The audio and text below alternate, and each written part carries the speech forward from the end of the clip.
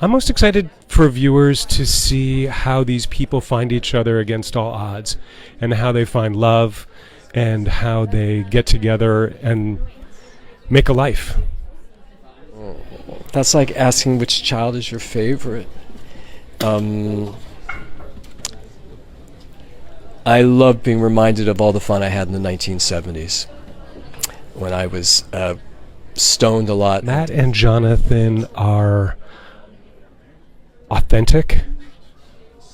Matt and Jonathan are electric. My favorite part about creating the series was working with brilliant designers, directors, and actors, and writers.